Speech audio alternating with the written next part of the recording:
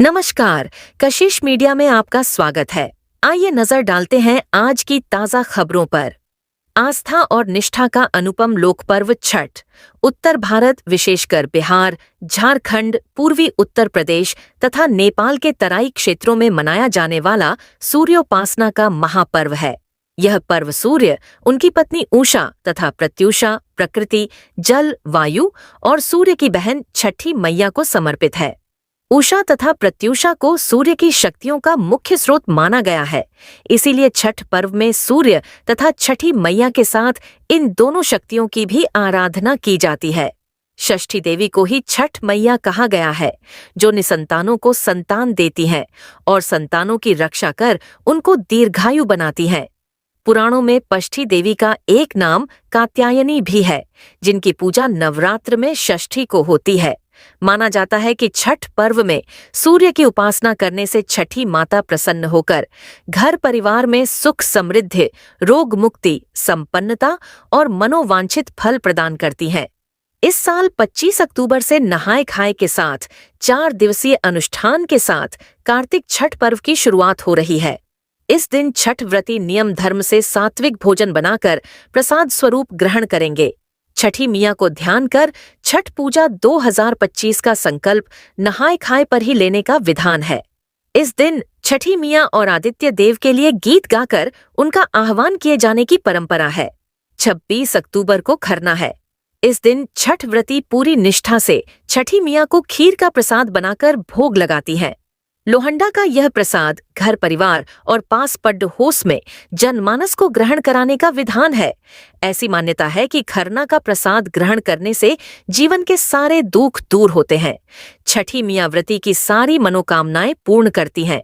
27 अक्टूबर को अस्ताचलगामी भगवान भास्कर को संध्याकालीन अर्घ्य अर्पण किया जाएगा।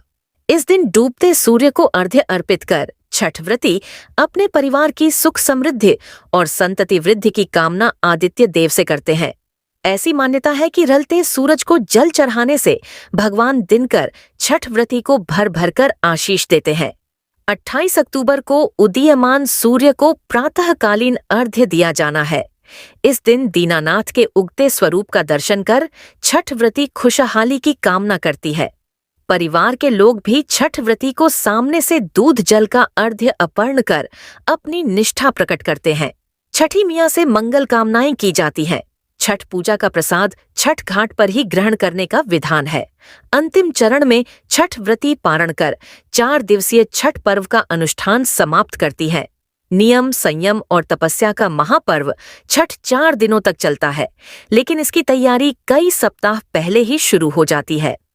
षष्ठी तिथि को मनाए जाने वाले इस पर्व की शुरुआत मूल रूप से बिहार और पूर्वांचल से हुई मानी जाती है, लेकिन अब यह न केवल भारत के अलग अलग राज्यों में बल्कि विदेशों में भी मनाया जाने लगा है और बिहार तथा पूर्वांचल के ही नहीं, अन्य क्षेत्रों के बहुत से लोग भी अब छठ पर्व के प्रति आस्थावान होकर यह व्रत करने लगे हैं।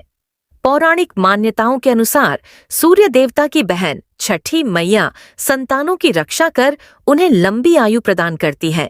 प्रातःकाल में सूर्य की पहली किरण उषा और सायंकाल में सूर्य की अंतिम किरण प्रत्युषा को अर्घ्य देकर दोनों को नमन किया जाता है। सूर्योपासना का महापर्व छठ कार्तिक शुक्ल पक्ष की षष्ठी को मनाया जाता है, इसीलिए इसे छठ कहा जाता है। इस 4 दिवसीय उत्सव की शुरुआत कार्तिक शुक्ल चतुर्थी के दिन नहाय खाए से होती है। अगले दिन खरना होता है। तीसरे दिन छठ का प्रसाद तैयार किया जाता है और स्नान कर अस्त होते सूर्य को अर्घ्य दिया जाता है। सप्तमी को चौथे और अंतिम दिन उगते सूर्य की पूजा आराधना के साथ इस महापर्व का समापन होता है। छठ पर्व के प्रसाद में प्रायः चावल के लड्डू बनाए जाते हैं और बांस की टोकरी में प्रसाद तथा फल सजाकर इस टोकरी की पूजा की जाती है। व्रत रखने वाली महिलाएं सूर्य को अर्घ्य देने तथा पूजा के लिए तालाब, नदी अथवा घाट पर जाकर स्नान कर डूबते हुए सूर्य की पूजा करती हैं और अगले दिन सूर्योदय के समय सूर्य को अर्घ्य देकर पूजा करने के पश्चात प्रसाद बांटकर छठ पूजा का समापन होता है। सही मायनों में यह महापर्व जीवनदायी सूर्यदेव के प्रति आभार प्रकट करने का महापर्व है। छठ महापर्व की शुरुआत को लेकर कई कथाएं प्रचलित हैं। ऐसी मान्यता है कि लोक मातृका षष्ठी की पहली पूजा सूर्यदेव ने ही की थी। सूर्य को ज्योतिष विधा में सभी ग्रहों का अधिपति माना गया है।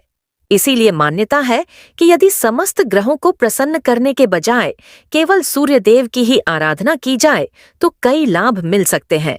माना जाता है कि सर्वप्रथम महाबली कर्ण ने ही सूर्यदेव की पूजा शुरू की थी और आज भी छठ पर्व में सूर्य को अर्घ्य देने का विशेष महत्व है।